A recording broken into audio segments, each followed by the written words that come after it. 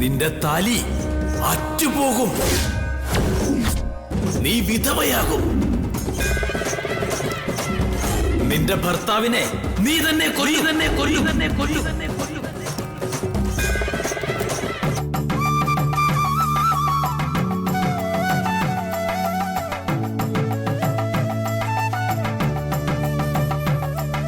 ചേട്ടാ എന്തായി?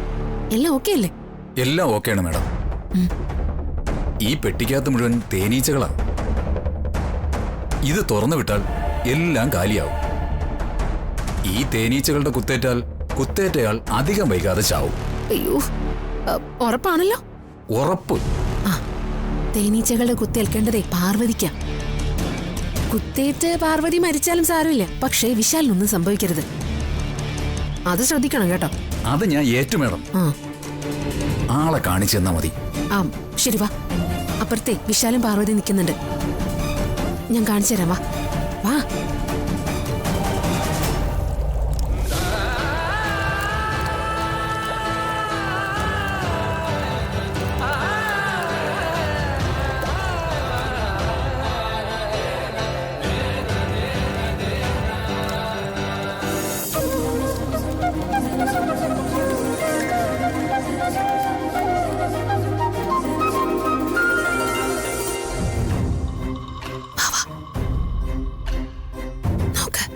അതാണ് വിശാൽ. അടുത്ത് നിൽക്കുന്നത് പാർവതി. പാർവതിക്കാണ് കുത്തേൽക്കേണ്ടത്. പറഞ്ഞതൊക്കെ ഓർമ്മയുണ്ടല്ലോ? വിശാലിന് ഒന്നും സംഭവിക്കരുത്. എന്നാ തന്റെ പണി നടക്കട്ടെ. സംഗതി വിജയിച്ചാലേ ഇപ്പൊ തന്നതിനേക്കാളും കൂടുതൽ പണം ഞാൻ തന്നിരിക്കും, എന്റെ ഒരു സന്തോഷത്തിന്. ഇത് വിജയിച്ചിരിക്കും മാഡം. എന്നാ താൻ ചെല്ല്.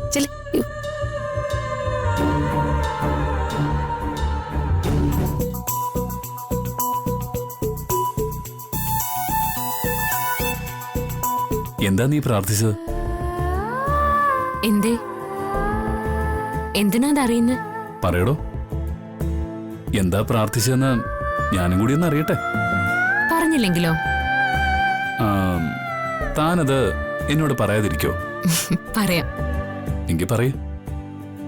ഇനിയും ഒരു 100 ജന്മം എനിക്ക് വിശാൽ സാറിന്റെ ഭാര്യയായിരിക്കാൻ സാധിക്കണേന്ന്. കൊള്ളാലോ. എന്നിട്ട്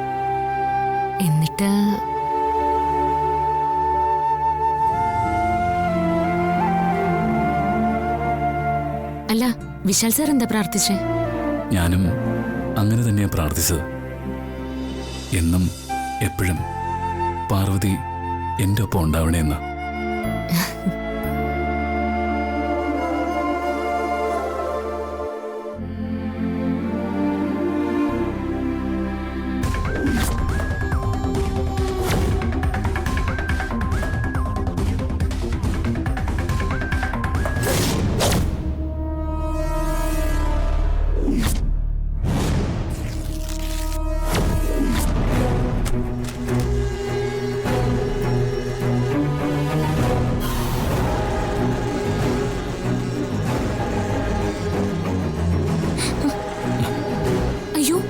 വിശാൽ സാർ, തേനീച്ചകള് ഇതൊക്കെ എവിടുന്നാ വരുന്നേ? വിശാൽ സാർ,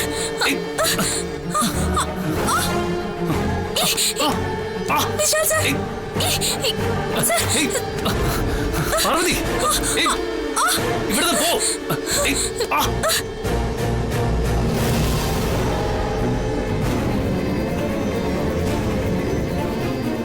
അയ്യോ, എന്റെ മോനെ, ഇങ്ങോട്ട് വരണ്ട. അയ്യോ, എന്റെ കുഞ്ഞ്.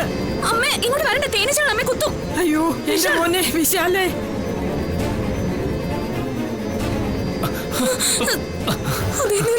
എന്താ ചെയ്യാ?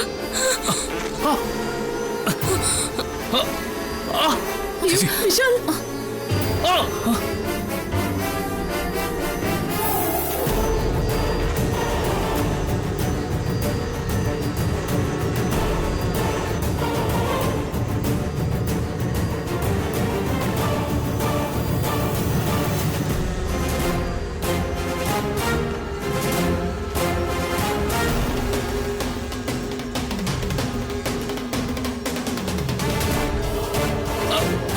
വിശാൽ സാർ,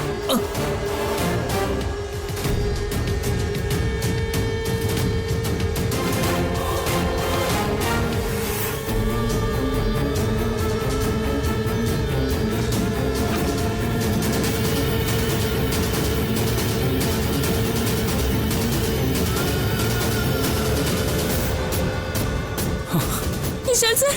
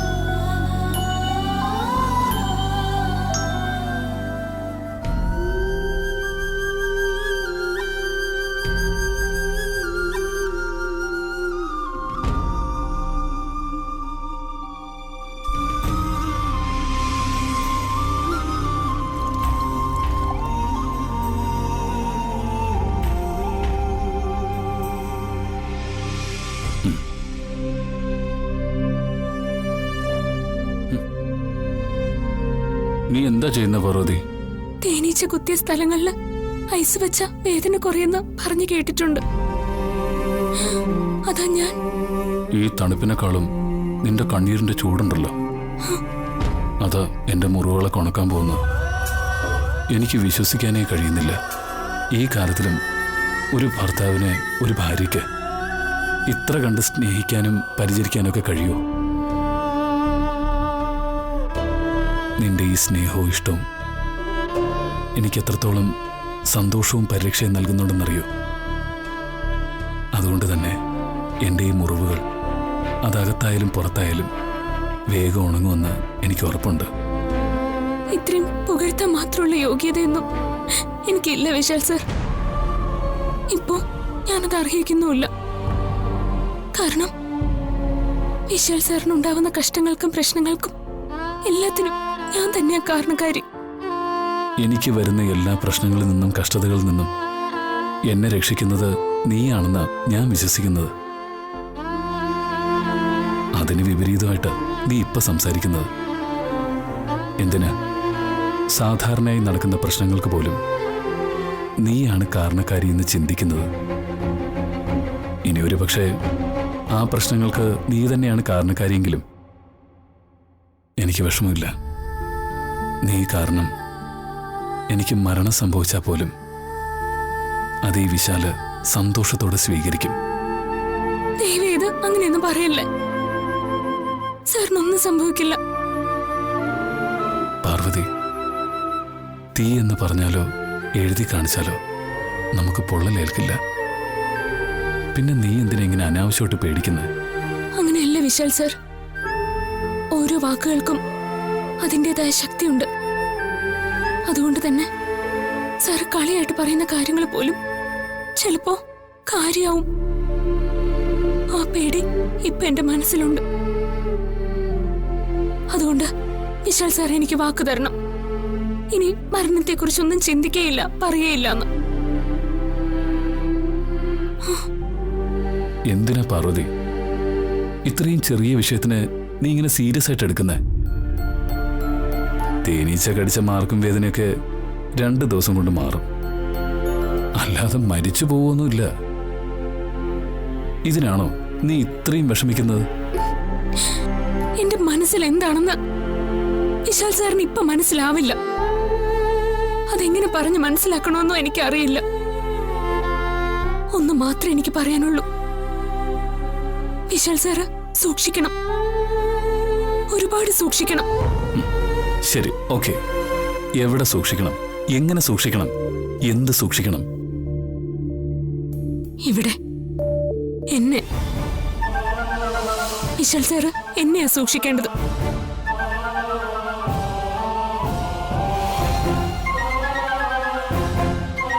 നിന്നെ സൂക്ഷിക്കാനോ? നീ എന്തൊക്കെയായി പറയുന്നേ?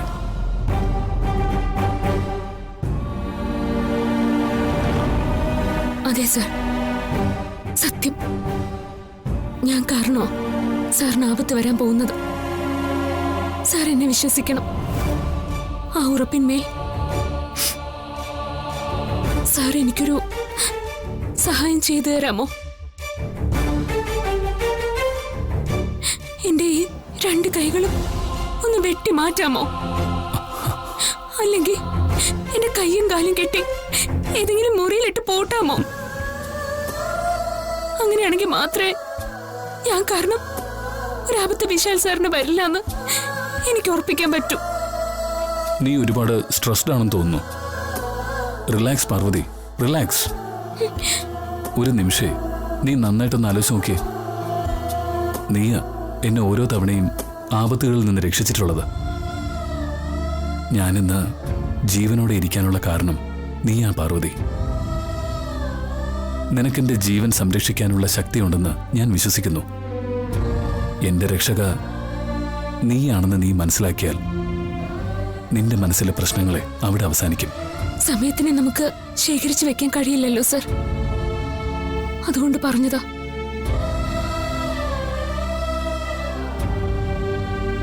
ഈ മുറിവിലൊക്കെ തേൻ പുരട്ടിയ മുറിവ് പെട്ടെന്ന് ഉണങ്ങും. ഞാൻ പോയി എടുത്തിട്ട് വരാം. ഏയ് കണ്ടോ, തേനീച്ച കുത്തിയുണ്ടായ മുറിവിന് തേൻ തന്നെയാണ് മരുന്നെന്ന് നീ ഇപ്പൊ പറഞ്ഞു. അതുപോലെ നീ കാരണം എന്തെങ്കിലും അപകടം ഉണ്ടായാൽ അത് ശരിയാക്കാനുള്ള ശക്തി നിന്നിൽ തന്നെയുണ്ട്.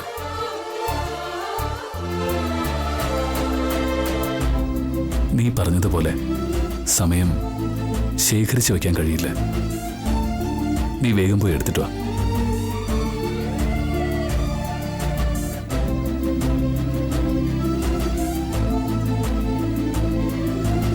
വിശാൽ സാറ് സൂക്ഷിക്കണം, ഒരുപാട് സൂക്ഷിക്കണം. സമയത്തിനെ നമുക്ക് ശേഖരിച്ചു വെക്കാൻ കഴിയില്ലല്ലോ സർ, അതുകൊണ്ട് പറഞ്ഞതാ.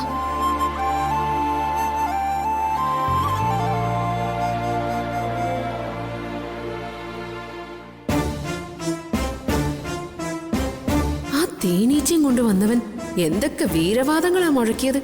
തേനീച്ചയെ തുറന്നുവിട്ട എല്ലാം കാലിയാകും, പാർവതി തേനീച്ചയുടെ കുത്തേറ്റ് മരിക്കും, എന്തൊക്കെയാ അയാള് പറഞ്ഞത്. എന്നിട്ടിപ്പോ എന്തായി? അവൾക്കൊരു ചുക്കും സംഭവിച്ചില്ല. പ്രതീക്ഷിച്ചത് മുഴുവൻ പാഴായി. അയാൾക്ക് കൊടുത്ത പണവും വേസ്റ്റായി. ഇത് വല്ലാത്ത ദുര്യോഗമായി പോയല്ലോ.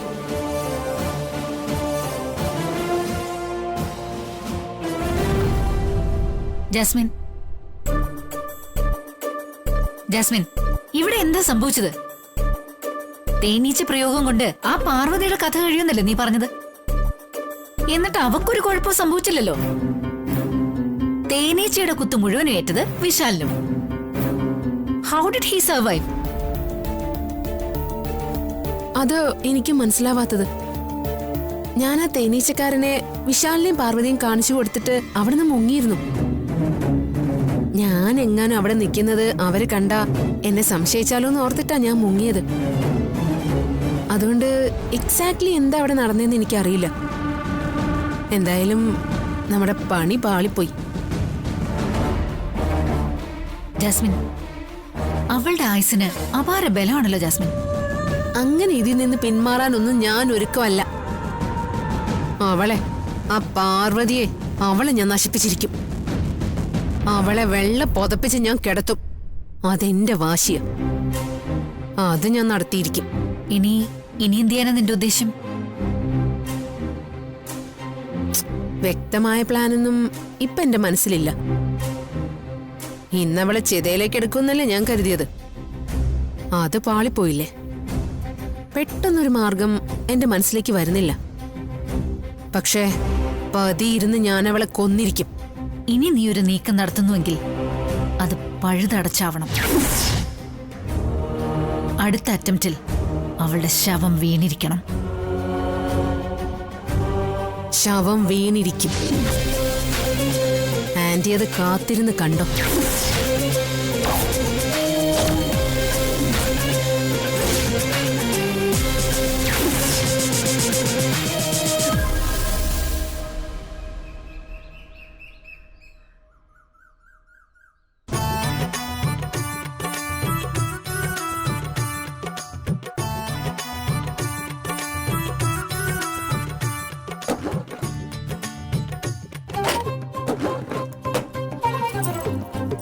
അതൊന്നും ചേച്ചി ഇടില്ല. എങ്കിൽ പിന്നെ ഞാൻ ഇട്ടേക്കാം.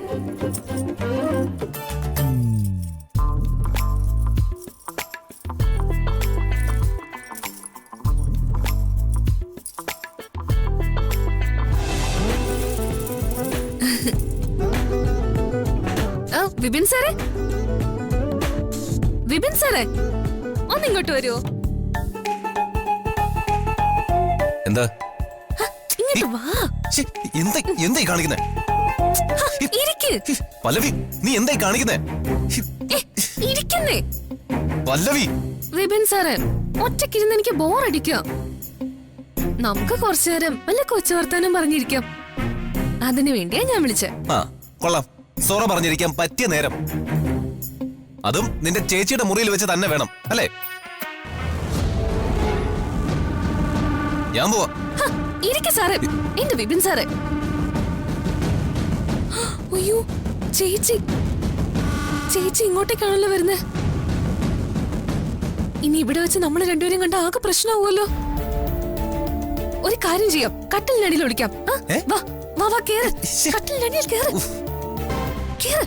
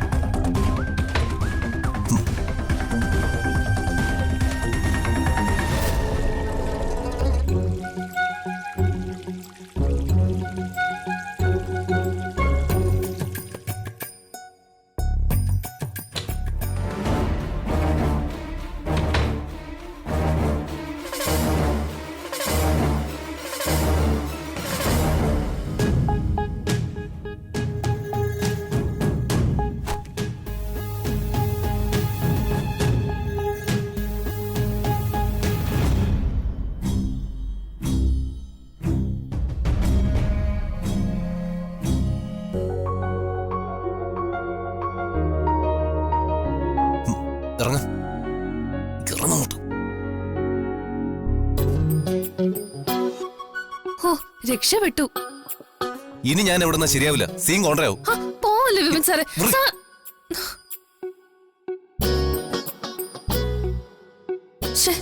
എന്തൊരു നല്ല ചാൻസ് ആയിരുന്നു. ആ ചേച്ചിക്ക് വന്നു കയറാൻ കണ്ട സമയം.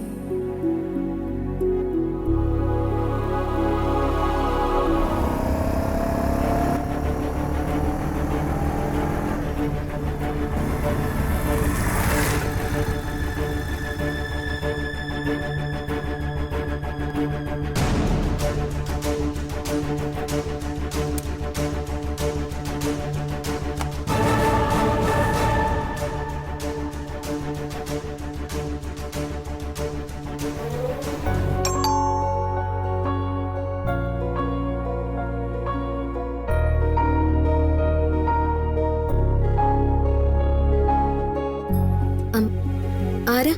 എന്താ വേണ്ടേ? ഞാൻ ടൈം ലൈഫ് ഇൻഷുറൻസ് കമ്പനിയിൽ നിന്ന് വരിക. നിങ്ങളുടെ കമ്പനിയിൽ ഒരു സ്റ്റാഫിന്റെ ഇൻഷുറൻസ് പോളിസി മെച്ചൂർഡ് ആയിട്ടുണ്ട്. അത് അറിയിക്കാനാ വന്നത്. വിശാൽ സാർ ഇല്ലേ? ഉണ്ട്, വിളിക്കാം. അകത്തേക്ക് വാ. ഓക്കെ.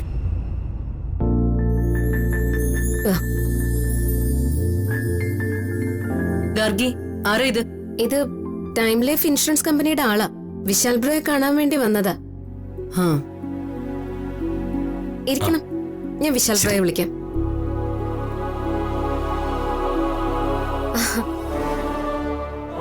ദേ ബ്രോ വന്നല്ലോ.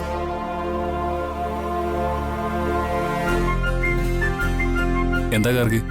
ബ്രോ, ഇദ്ദേഹം ബ്രോയെ കാണാൻ വേണ്ടി വന്നതാ, ഇൻഷുറൻസ് കമ്പനിന്നാ.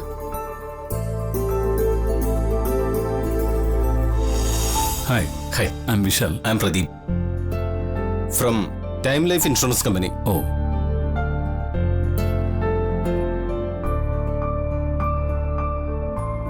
സർ, നിങ്ങളുടെ കമ്പനിയിലെ ഒരു സ്റ്റാഫിന്റെ ഇൻഷുറൻസ് പോളിസി മെച്ചൂർ ആയിട്ടുണ്ട്. ഞാനത് ഇൻഫോം ചെയ്യാനാ വന്നത്. ഏത് സ്റ്റാഫിന്റെ പോളിസിയാ മെച്ചൂർഡ് ആയത്? പറയാം.